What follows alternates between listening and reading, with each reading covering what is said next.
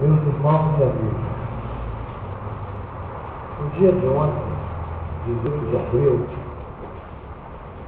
há exatamente 153 anos atrás, era lançado o livro dos Espíritos. Há dois momentos, nós diríamos, na história da espiritualidade. Um momento antes do Espiritismo e outro momento após. Um momento antes de ser lançada a primeira edição do O Livro dos Espíritos e um outro momento após. Há, portanto, um divisor de águas na possibilidade da humanidade evoluir, melhorar-se, aprimorar-se, espiritualizar-se. Por isso, o dia 18 de abril é chamado o Dia do Livro Espírita, consignando assim essa data inesquecível e marcante.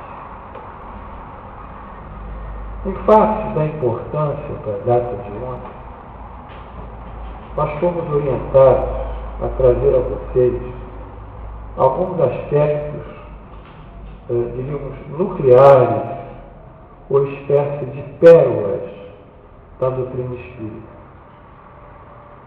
para que vocês tenham uma ideia, eu diria, pontual do que representa, no caso, o Livro dos Espíritos e, por extensão, a doutrina espírita. Selecionamos 14 perguntas e que iremos agora encaminhar a vocês. Sejam todos bem-vindos à nossa aula e que Deus esteja e os bons espíritos de Jesus nos acompanhem. O primeiro ponto que surpreende aos estudiosos da doutrina espírita é o frontispício do Livro dos Espíritos. A página de rosto, que muitos chamam, em que nós temos aqui os seguintes textos: Filosofia Espiritualista, o Livro dos Espíritos, Princípios da doutrina espírita, sobre a imortalidade da alma, a natureza dos espíritos e suas relações com os homens, as leis morais, a vida presente, a vida futura e o porvir da humanidade. Segundo, os ensinos dados pelos espíritos superiores, com o concurso de diversos médicos, recebidos e coordenados por Allan Kardec. Acredito que poucas pessoas na casa espírita se atentaram a abrir e entender por que o professor Kardec se preocupou com a titulação do Livro dos Espíritos e todos esses subtítulos ou essas ressalvas. E cabe-nos aqui dizer a vocês o porquê. Porque o espiritualismo, logo aqui, filosofia espiritualista, é tudo aquilo que se liga ao mundo espiritual.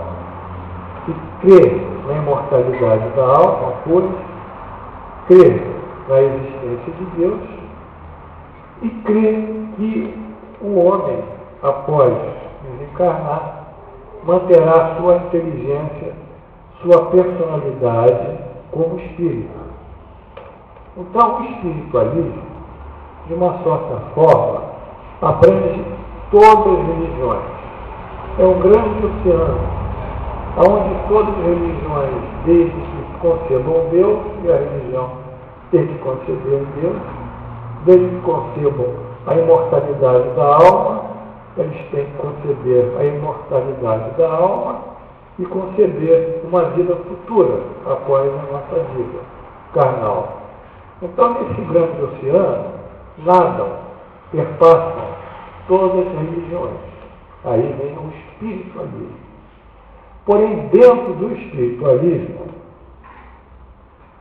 existe uma corrente que se atém ao conhecimento dos espíritos e recebe todo o seu corpo de informações dos espíritos. Ou seja, dentro do espiritualismo, nesse livro, foi criado o termo espírita, ou espiritista, pela primeira vez no mundo, por Allan Kardec. Até Allan Kardec não havia o termo espírita ou espiritista, embora vigisse o espiritualismo.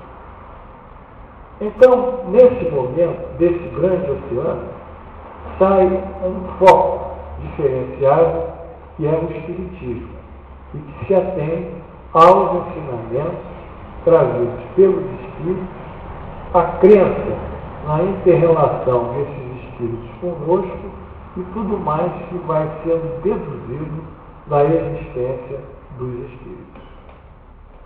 Daí o termo chamar o livro dos espíritos. Por quê?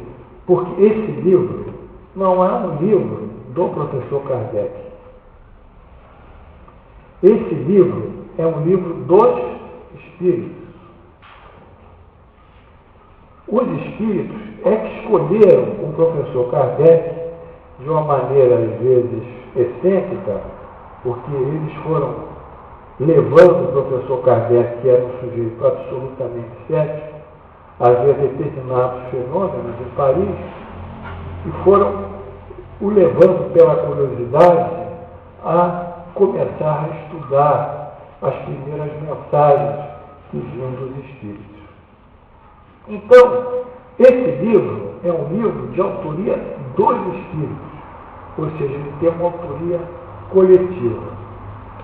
E em decorrência, ou por decorrência disso, o professor Kardec foi escolhido. Por quê?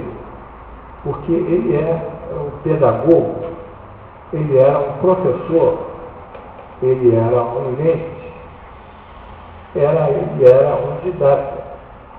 Então, por ser um professor, e daí é nosso orgulho de sermos professores, e orgulho de todos aqueles que são professores, devem ter essa alegria de transmitir o conhecimento.